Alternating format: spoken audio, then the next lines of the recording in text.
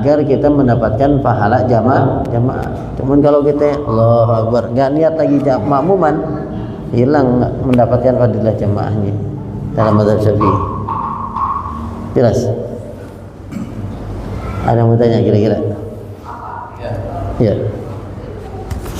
Jadi disampaikan bahwa sholat Jumat hukumnya jamaah. Ya. Apabila ketinggalan berarti Kodok. Pertanyaannya kalau ketinggalan satu rakaat. Iya. Itu karena kemacetan. Iya. Telat. Ternyata kita nggak ngejar. Ternyata hanya kebagian satu rakaat. Iya. Nah, bagaimana orang ketinggalan salat Jumat? Patokan artinya dia masih mendapatkan Jumatan ketika ruku yang kedua. Sama kayak kita sholat orang dikatakan telat satu rakaat kalau dia nggak ruku bersama imam. Paham? Contoh Pak, kita datang nih, imam udah baca surat, kemudian kita Allahu Akbar, imam ruku. Udah nggak usah baca Fatihah, kita langsung ruku aja. Setelah takbir takbiratul ihram, nggak usah sibuk dengan Fatihah. Allahu Akbar, kita ruku bersama imam, masih dapat satu rakaat. Cuman kalau misalkan kita datang baca surat, kemudian kita takbir Allahu Akbar, kita mau ruku, imam udah sami Allahu liman hamidah, nggak dapat ruku bersama imam, berarti kita dihitung telat satu rakaat. Paham? Artinya tolak ukur kita telat rakaat itu di dalam ruku bersama imam. Kalau kita masih dapat ruku bersama imam, berarti kita nggak telat satu rakaat, walaupun kita nggak baca Fatihah. Cuman kalau sudah kita telat ruku bersama imam, apalagi imam udah sujud, udah i'tidal aja, kita baru takbir, maka kita nggak dapat satu rakaat. Artinya kita harus nambah satu rakaat. Nah, yang jadi pertanyaan tadi Pak Haji, kalau misalkan kita telat, ternyata baru satu rakaat, pas kita datang baca Fatihah cuman rakaat kedua, bagaimana kita harus ngulang zuhur 4 rakaat atau kita harus nambah 4 rakaat? Artinya nambah 3 rakaat. Kalau misalkan masih telat satu rakaat, kita cukup nambahnya 1 rakaat. Tetap 1 rakaat. Karena tolatnya 1 rakaat, kan gitu. Cuman kalau seandainya kita telat, ternyata imam udah tahiyat akhir. Paham? Kita datang imam udah tahiyat akhir nih.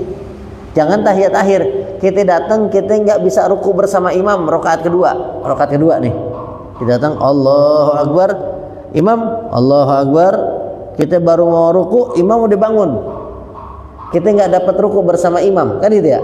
Berarti kan dia kalau sholat yang lain berarti dia harus mengqadha 2 rakaat dong. Kayak subuh itu misalkan ya. Berarti dia tinggal nambah 2 rakaat. Cuman kalau Jumat nggak bisa, maka ketika dia sudah telat ruku bersama imam ruku yang kedua, maka dia harus sholat zuhur qadhaan 4 rakaat dia. Iya, jadi hitungannya sholat zuhur, nggak sholat Jumat. Atau misalkan tahiyat akhir nih, udah tahiyat akhir, udah kita niat sholat zuhur itu, cuman dapat fadilah jamaah, cuman kita niatnya zuhur 4 rakaat berarti. Lewat.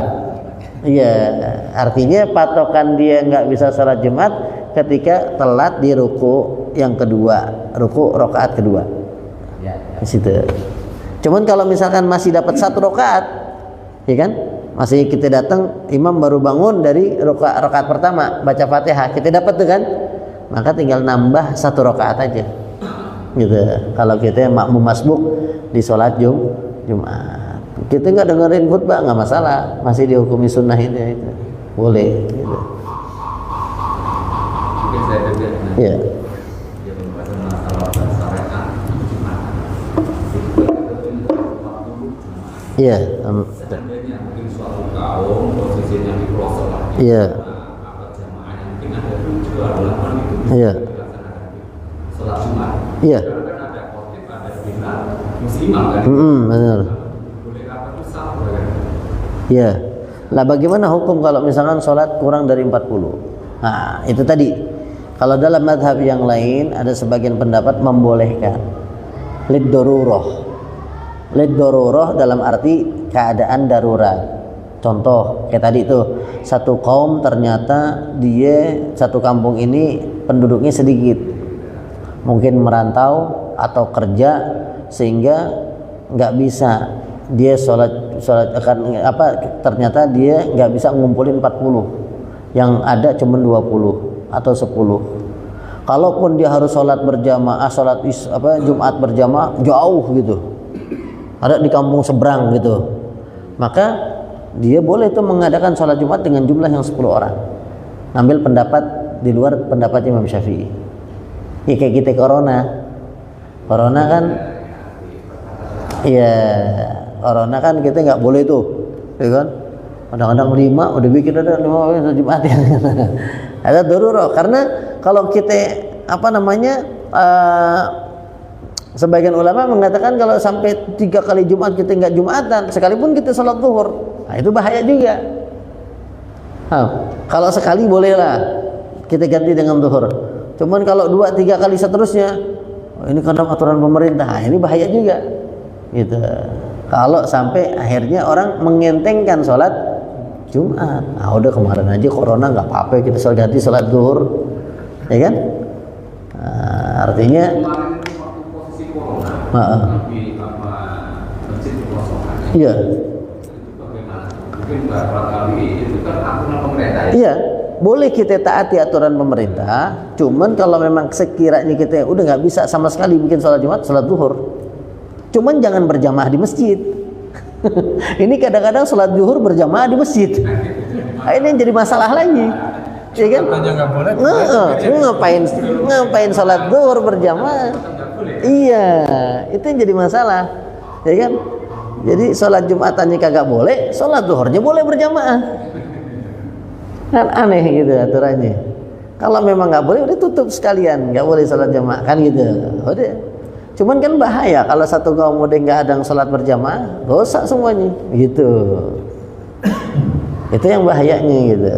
Karena kan sholat jamaah hukumnya fardu kifayah.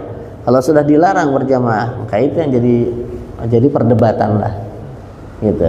Makanya disiasati, dibolehkan dengan pendapat ulama yang lain. Cuman tadi dengan jaga jarak, jumlahnya pun nggak harus 40, gitu. Cuman tetap Jumatan boleh diadain, gitu. Sekalipun kurang dari 40. Cuman kalau nggak ada udzur, nggak ada darurah, nggak ada sebab musabab, nggak boleh dia. Nggak ada sebab musabab, cuman ternyata dipaksakan karena itu tadi masjid sono kedekatan masjid, akhirnya pecah jamaahnya, akhirnya ketika Jumatan nggak nyampe 40, dipaksain. Ada juga nggak boleh. Makanya kan ada pembahasan masalah tentang